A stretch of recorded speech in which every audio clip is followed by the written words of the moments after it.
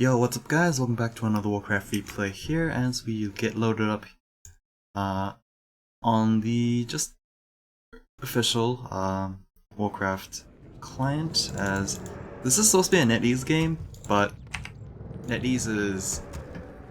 boy, there's a lot of things wrong with the Warcraft these days.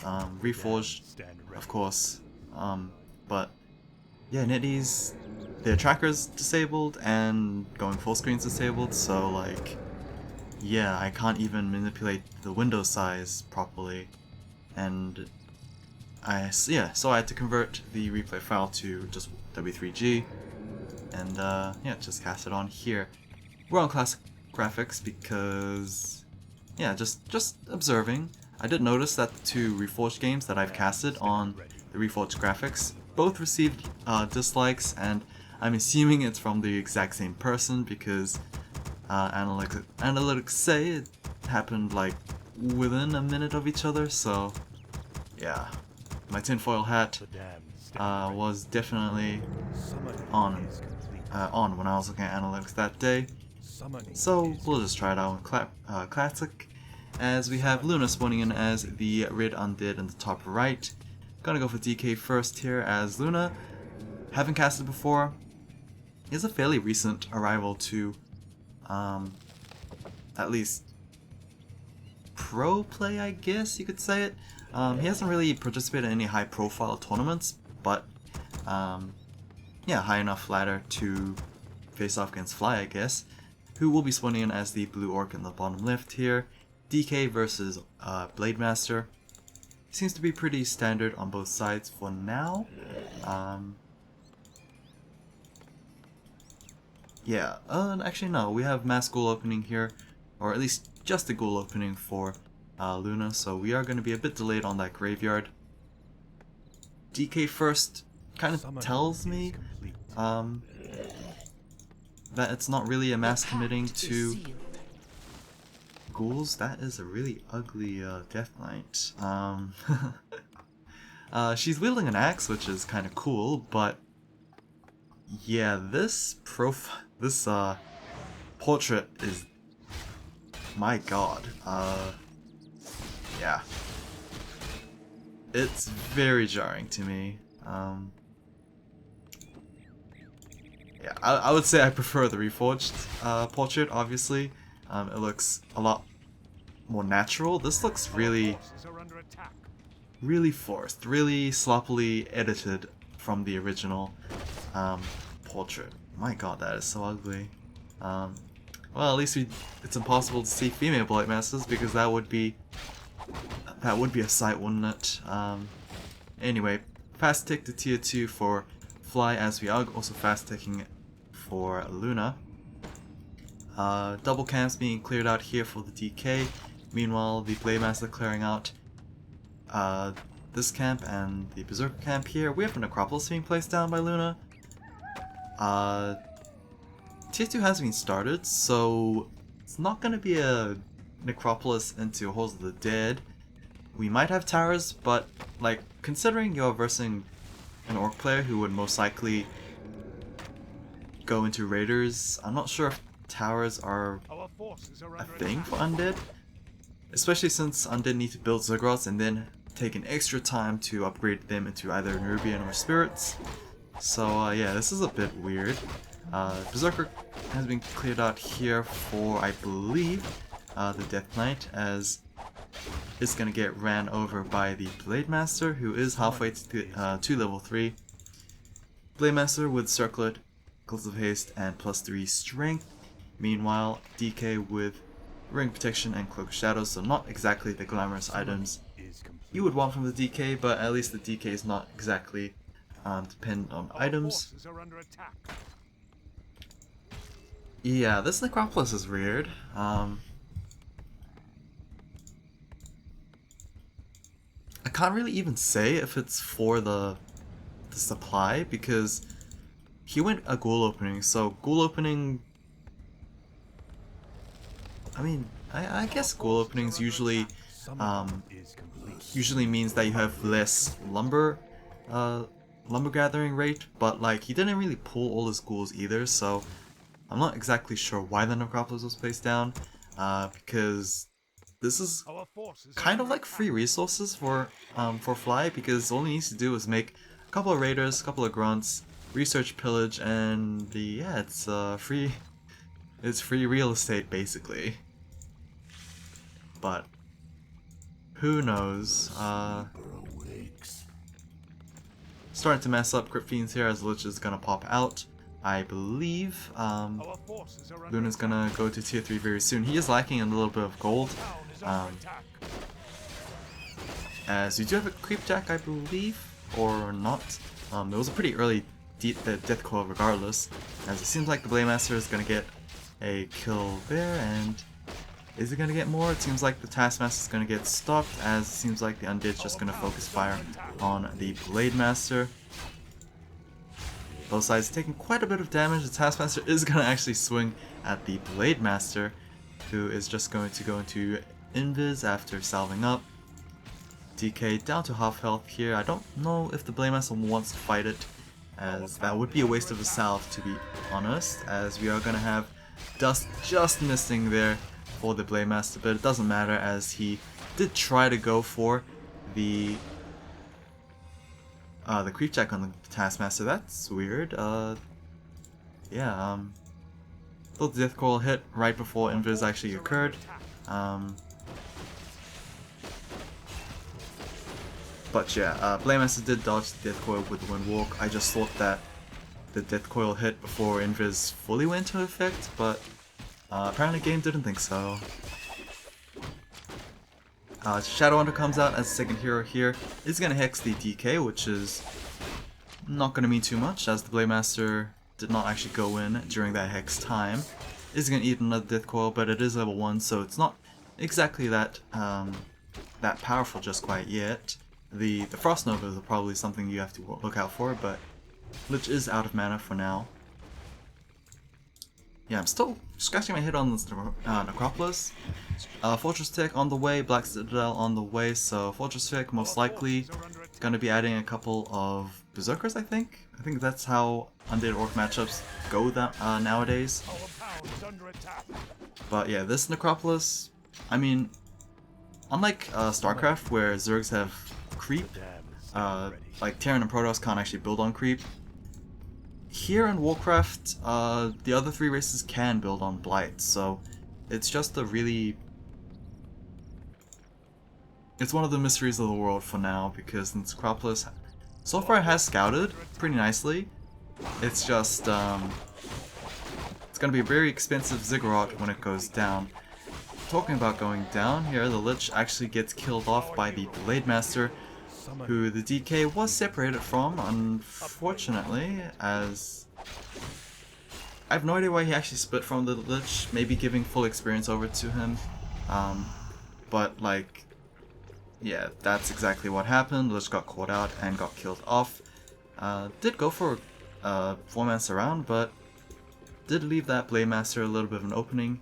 Blademaster did have a couple of seconds before he could actually Windwalk again, so that window of opportunity was short, but it was there. Sasquatch's gonna get taken down as the Lich finally pops out. It definitely was his camp, but I mean, getting level 3 on the Death Knight is not exactly that bad either. Death Coils actually will do a lot more, and ideally you would want to have a level 5 Death Knight like as quick as possible, because then like you heal as much as possible. It full heals Crypt Fiends, I'm pretty sure. It doesn't full heal A-bombs, but then again, you don't actually want to last minute heal A-bombs, you just want to heal them at half health. Granite Golem Camp actually gets started here by Luna, which is not something you would see all too often, but since he does have Wand of Illusion, he is going to be able to tank up the golems pretty easily. Dark Ranger comes out as third hero as Blademaster's here as Fly might go for the Creep Jack. Windwalk isn't gonna wear out. Actually, he pops out of invisibility right now, not gonna get attacked, and actually misses the Creep Jack as well. Item's gonna give over to the Death Knight, who picks up the Helmet of Valor. Yeah, that was a really weird interaction. He definitely went out of Windwalk, but Luna didn't realize at all, and I mean, he was lucky enough that the Blade Master didn't crit there, because if he crit, he definitely would have stolen that one. Regardless, a couple of crit fiends are going to go down quite quickly, in fact, as the Blade Master is plus 30 in attack.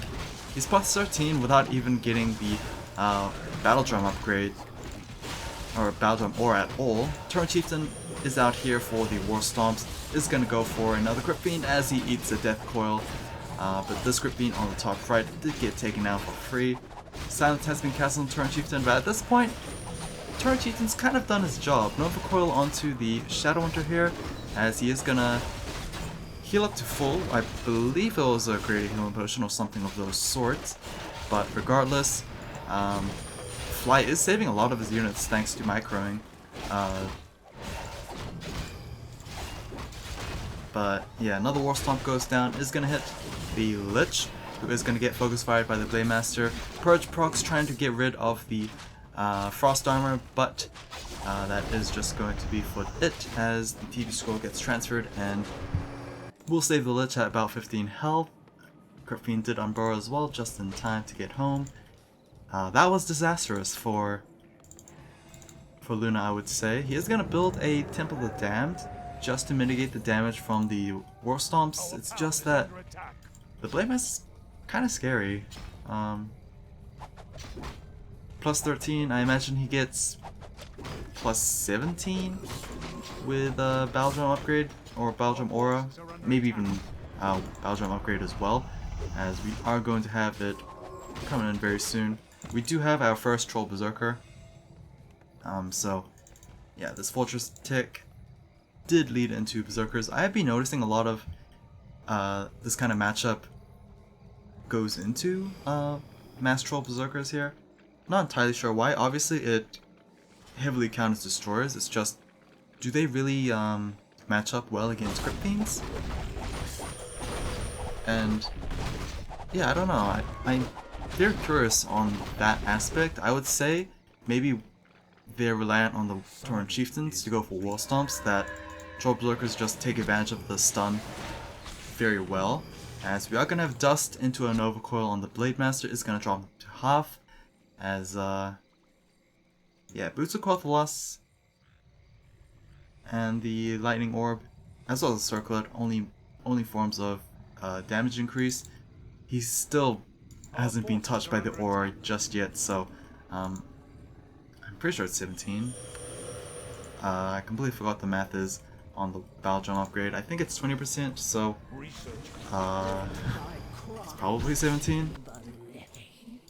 Banshee popping out, still Initiate, so no added training just quite yet, as we are going to have Double Ensnare onto these statues here.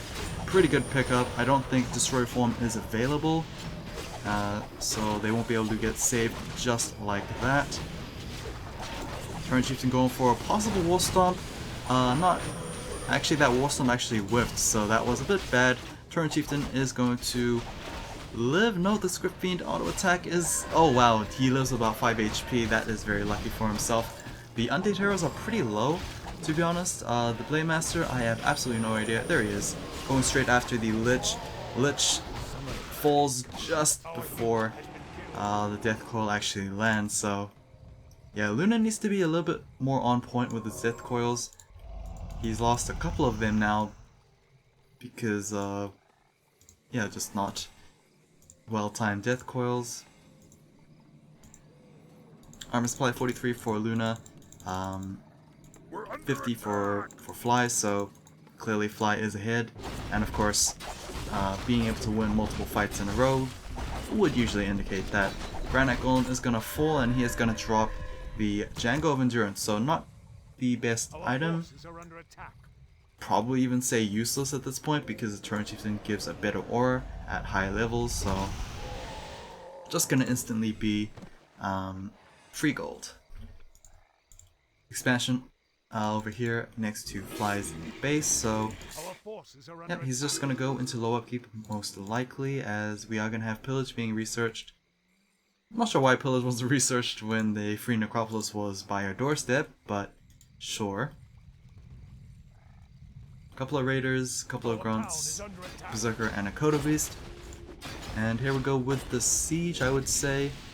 This camp on the bottom right here has been taken out, and the undead units probably don't have access to a TP scroll, so they're gonna have to go defend this the old-fashioned way by just walking home. But they did take a bit of a while, so the Temple of Dan does get taken down. Yeah, Luna's clearly being out-tempoed by quite a bit. Getting caught with his pants down when he farms, doesn't have TP scrolls. Yeah, just not really prepared all too well in this particular matchup. That's going to be a very nice War Stomp coming in from the Tournament Chieftain. Is going to take down one of those Crypt Fiends, but it seems like Fly decides that he is maybe a little outnumbered, is going to be using that TP scroll to get out of dodge there. Blademaster, I believe, took down a Banshee, as I did hear her scream. As towers. Okay. Fly building a couple of towers is weird. He's playing like he's Infi or something like that. Tournament Chieftain about to hit level 3. Do you get Aura or do you get War Stomp? Probably would get Aura, but yeah, no Aura just yet. It's probably just War Stomp for the cooldown, and I guess damage? I mean, damage is not really that impactful, since we're gonna have Adept trained Banshees soon. I say that, I see no Banshees. So did the Blademaster actually like take out all the Banshees on the undead side? Probably. Yeah, that's basically what I will just have to assume, as Orcs have actually spotted this expansion attempt here. This is probably not going to last too long. 55 for Luna versus 60 for Fly. Here we go here. Curses are being cast onto the Orc side, but not enough it seems. This one Banshee can't really curse the entire Orc army. Another War Stomp effectively hitting all of those Crypt Fiends there. Statue number 1 goes down to the Blademaster curse, not really affecting him all too much. And the Lich not really going for those Frost Armors there, so this is a bit troubling. All destroyers have, or all statues have been taken down. Level 3 on that Lich, but is that gonna really mean too much? Hex onto the Lich there, as he's just gonna get taken down by the Blademaster. Death Knight didn't even toss a Death Coil. Is gonna try and heal up the Dark Ranger there, but the Lich is more impactful than the Dark Ranger. I'm not sure the reasoning behind why that Death Coil was late. Maybe it was on cooldown. I don't know, but that is just going to be game here. Okay, so Fly playing it with no mercy, it seems, as yeah, he just bullies Luna, it seems. So yeah, I was a little worried that this game was going to be one-sided, but oh well. Hopefully you guys enjoyed this little stomp, it seems, from Fly. But yeah, I hope to see, you know, newer players like Luna a lot more, and yeah, hopefully Reforged gets better within the next month.